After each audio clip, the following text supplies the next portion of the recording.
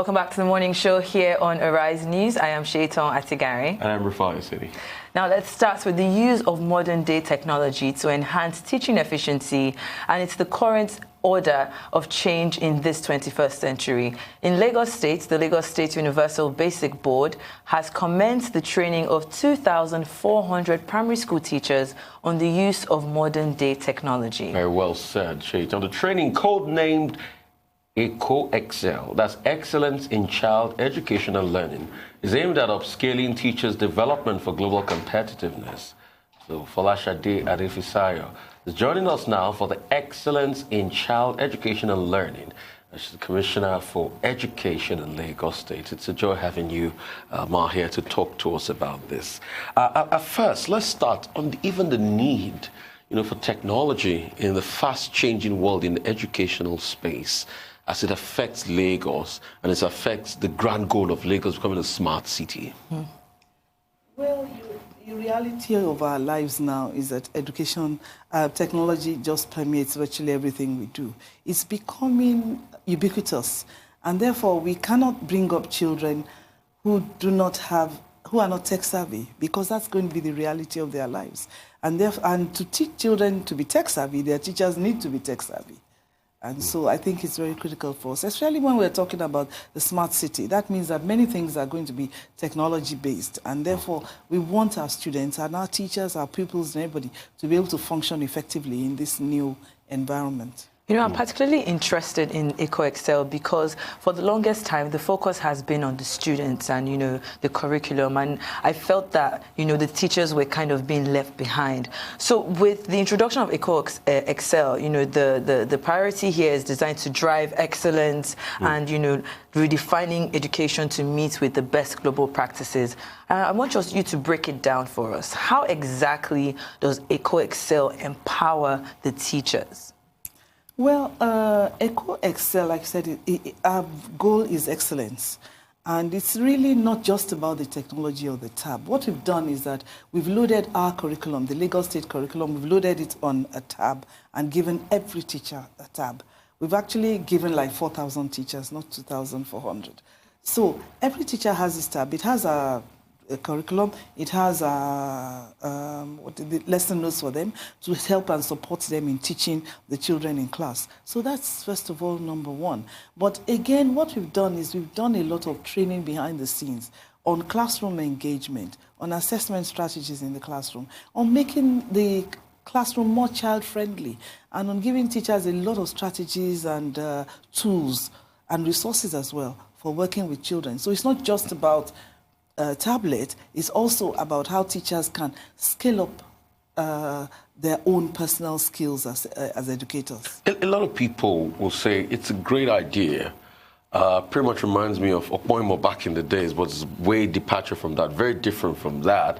But people will talk about the schools themselves, the quality, the brick and mortar on ground. PwC did a report that says a lot of people in Lagos, in fact, the number is close to 80%, go to private schools. That means there's a clear assault on government-owned schools. And this might be in terms of quality and infrastructure. I mean, what are we doing to have those schools top-notch in terms of quality? Can walk into the classrooms and feel quality. That's why I said it's a lot more than even the teachers. We're doing a lot of work on infrastructure as well. The governor of the state, Governor Babajide Sanwo-Olu, he set up this committee in order to address the buildings in all our schools. And they are going to start moving at tremendous speed in a few weeks. They are going to upgrade the quality of our schools. They are going to paint the schools. They are going to provide furniture in our schools. And this is going to cut across all LCDAs in Lagos State. So, and then I'd like to come back to quality. I accept that a lot of parents have voted with their feet and moved their children to private schools even when they can't really afford it. But one thing is clear. The quality is not just the buildings. If you look at many studies that talk about quality of education, the number one resource is the teacher. Is the quality of teaching and learning that is going on inside that classroom. So even if you build state-of-the-art buildings and you do not have good teachers, you are still going to have poor learning outcomes. Because ultimately, at the end of the day, what is the educational system about? It's about that child who we want to be an effective citizen of this country. How do you get quality teachers in a country where the teaching profession has just been seen as a second fiddle? I put it to you, Ma, that most teachers we have are teachers because they've not gotten that multinational company job. We don't have people that went through the gamut of education that want to be educationists any longer. And are passionate about it. There's no passion. The pay is mediocre. I wish I could agree with you, but I don't. Okay. Because I know many teachers, and I don't agree that most of them don't have a vision or a passion. If you know teachers, you know they like their children. They want them to do well. The salary is poorer than for other sectors, but I will say that in the Lagos State Civil Service, if you're a level 8 officer in the Ministry of Education, you get the same salary as a level 8 officer in legal or in transportation or in commerce. There is no discrimination. And the highest rank in the education sector now is grade level 17. And they even become, even beyond, because they become perm sex. So we are not just looking again at infrastructure, at teachers alone, but also the whole ecosystem around them, their conditions of service. And that's why we're looking at a lot of other things that I can't say for sure now, but we are looking at housing, we are looking at how to make them more comfortable, we are looking at special dispensation for those who would work in underserved communities and maybe riverine communities that are far away. We are looking at a lot of other things to make them comfortable. But I will say one thing, that I have met many teachers, and I'm proud to say I'm one myself. I think that you cannot stay long in this job unless there's something inside you. Definitely. So let's talk about the mantra for the Lagos State Universal Basic Education Board, which says leave no child behind, irrespective of, tribe, religion, economic background. And we do have a very large number of children still outside school. Now, my question to you is this. I know that we are doing everything possible to train the teachers that we already have, but is there anything done to expand, the recruitment of more teachers? Because another thing is, the attention that a teacher can, pay to a student at a certain time. If a teacher is overwhelmed by the number of students in the classroom, then qualitative teaching cannot take place. Are you collaborating with any stakeholders to recruit teachers? Yes, right now we are recruiting teachers. TESCOM, that's our Teachers Establishment and Pensions Office, is recruiting teachers into the secondary schools. And LASUBEB is right now recruiting teachers as well and upgrading a lot of the people who are in class who've been teaching for some time and haven't been upgraded to the teaching level. We're doing a lot of work on that. So I think the ratios will improve considerably. Okay, let's talk even more about, the whole gamut of this technology thing and, how it's going to play out. I mean, I have been part of many projects where we're giving computers to schools and we just see that they cover up the computer and they lock up the door and they put the key in the principal's office. So there's no lights to charge. And they said there's no lights to take it. Before you know it, even some of the people start to scrap these things. How's that going to work? And when we're giving them tabs now? Well, the tabs are a bit like Kindles. I don't know whether you know a Kindle. No. So its power usage is quite low. Okay. And once charged, it can last for like a week to 2 weeks, depending on usage, of course. And so that's, we've done that and ensure that the tabs that we've given them, at one point there will be power over a 2-week period. I mean, no matter how bad it is, I think over a 2-week period, you'll find time to have 1 hour to charge your device. So that's one thing that we've ensured. And again, because we placed it in the hands of the teachers, many of the problems we had with technology is that we've not carried the teachers along. You put it in the class. So the teacher looks like, I don't know what to do with this thing. But when you give them a tablet, they are going to get into the habit of using technology.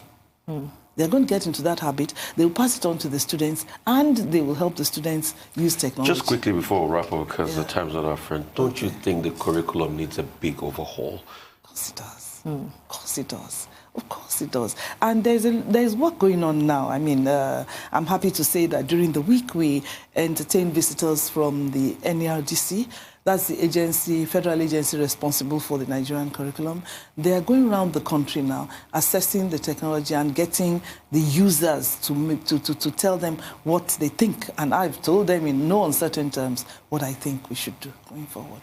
You know, recently, a survey revealed that a large chunk of Nigerian school children are at risk from transitioning from, you know, the primary, secondary school education, and when they get into the tertiary, they're still dealing very strongly with cultism that has infiltrated the tertiary institutions. I know that we're talking about EKO EXCEL, but I'm just curious to know what the Commission is doing regarding this, because cultism is a really, really big problem in the education sector in Nigeria, sorry, in Lagos right now. Yes, I have to agree with you.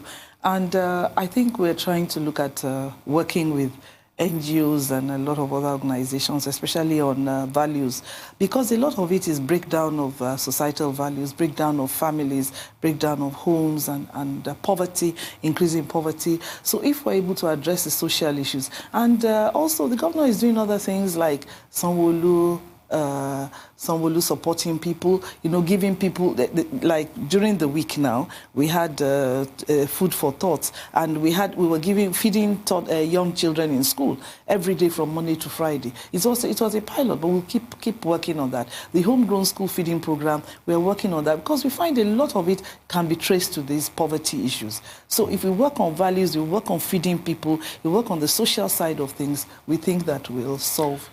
Now, going for a break in the next 30 seconds, but I'll just drop this question in your mind. You know, since it's the damage of technology with EKO EXCEL, let's talk about data, you know, dispensation. How are we going to manage the data of the people that have these Kindle-like devices? How are we also going to have internet data for them? I mean, would they be updating the devices? How is it going to work and things like that? We just struck through the gamut of data, and we also really like to talk about data of the students. We'll be right back after this quick commercial break. Okay.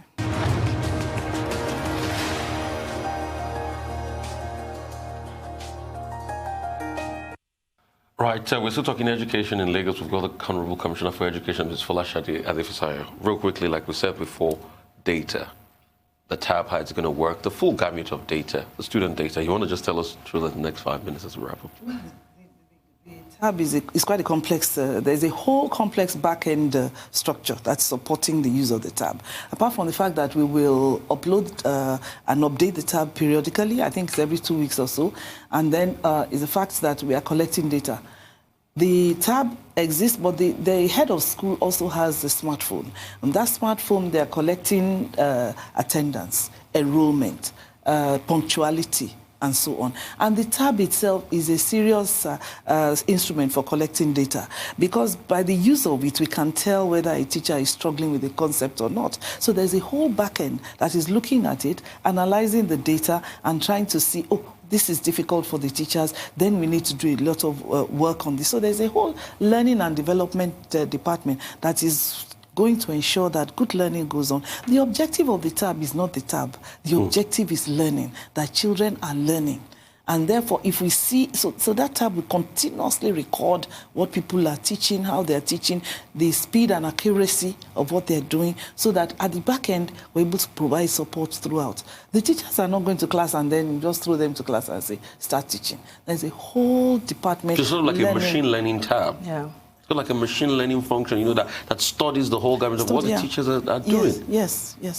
It's quite, we know, and there's a dashboard. So someone like me, and of course my governor will know, that school in Agege, how many children came to school today? What's the overall enrollment?